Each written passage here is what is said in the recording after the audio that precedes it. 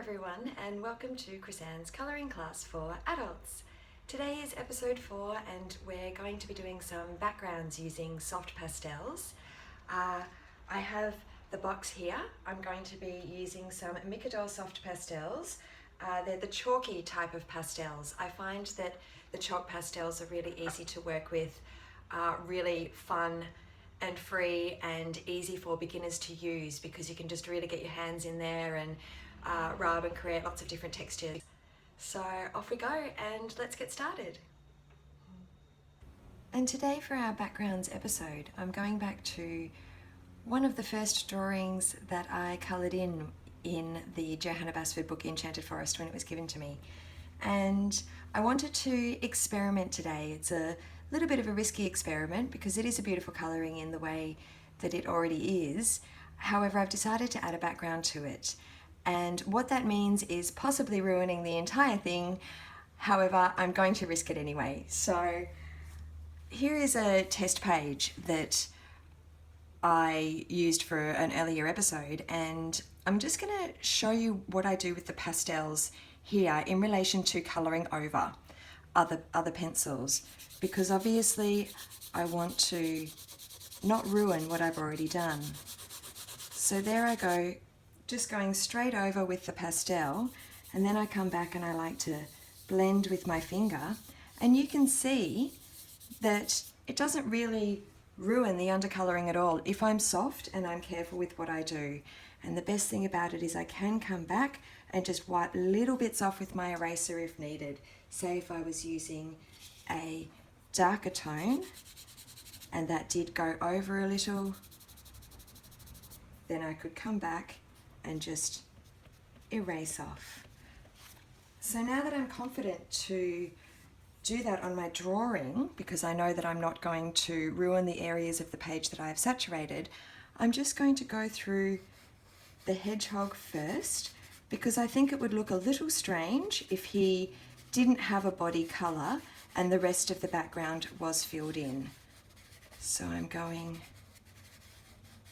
over all of the areas quite softly, and then I'll come back and smudge with my finger in a minute.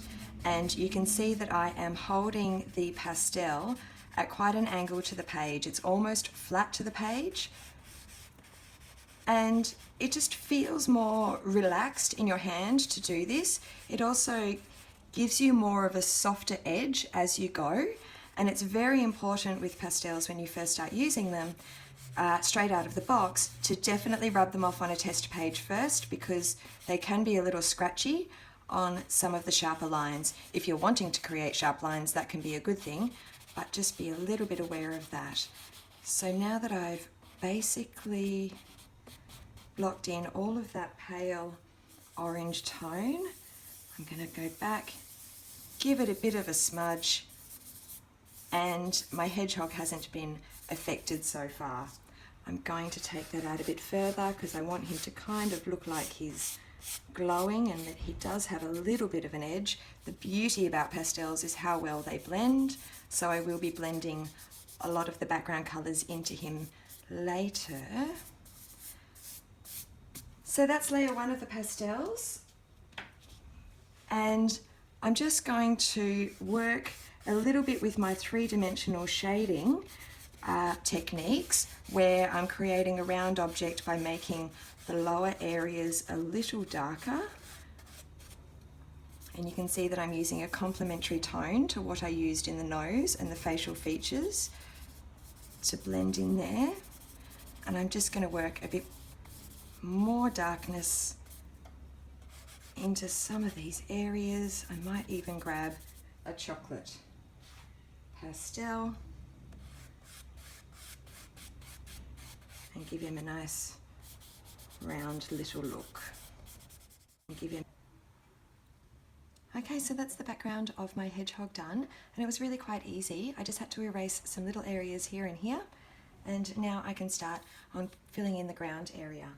So I'm going to work by kind of contrasting the oranges with the greens down in here by starting off with a fairly dark green. Now when you're working with the background, you want to think about where your horizon line is, and I'm going to make my horizon line up here a little bit, but I'm going to taper that off in a lighter tone of green soon. So I'm going to softly block in some darker green. What I love about pastels is you don't have to be very worried about making a mistake. You can just go for it, and then you can blend away, and it somehow always ends up looking really good. I'm not sure how, but the more confident you are with using a pastel, the better your end result will be. There we go. So now that I've blocked in all of that green in the darker tone, I'm going to start bringing in a lighter green and taking that up the page a little, and that will become something interesting soon. And down this way, and then in there a little bit, and up over here a little. Might come down a little bit there just to be spontaneous. So pastels, we can just keep layering and layering and layering until we get exactly what we want. And that's the beauty of them. So now I'm going to bring in some of the browns again, similar to the browns that I used in the hedgehog, to give it a bit of a foreground texture. Get a bit darker down the bottom there. There we go. And now my hands are very dirty, so I'm going to go wash them and then come back and block in the sky.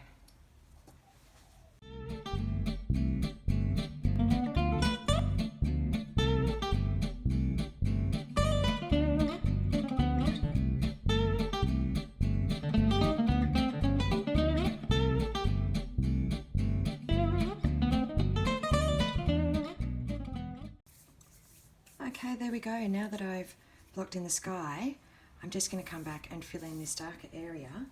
And I wanted to talk to you a little bit more about layering. So when we're working with pastels, we can make them look textured or we can make them look soft. And right now I'm adding a lot of texture and then just softening off slightly with my hands. And that works really well. However, I don't need to ever worry about saturating the page. Now I have a bright yellow, and I'm going to come back and add bright yellow in there just for a bit of fun.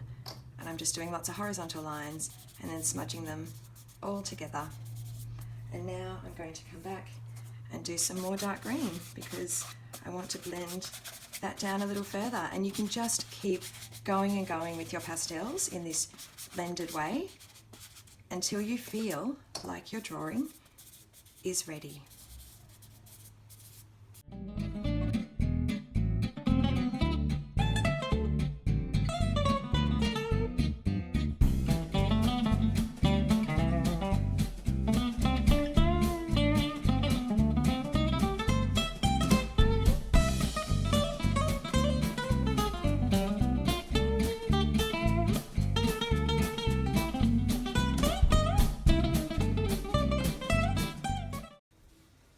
And there we go, the hedgehog background is complete.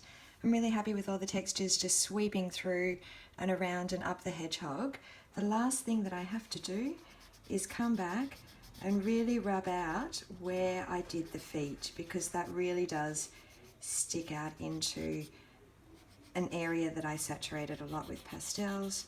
So I'll come back and give it a bit of a rub. And there we go, there's my happy little hedgehog complete with background.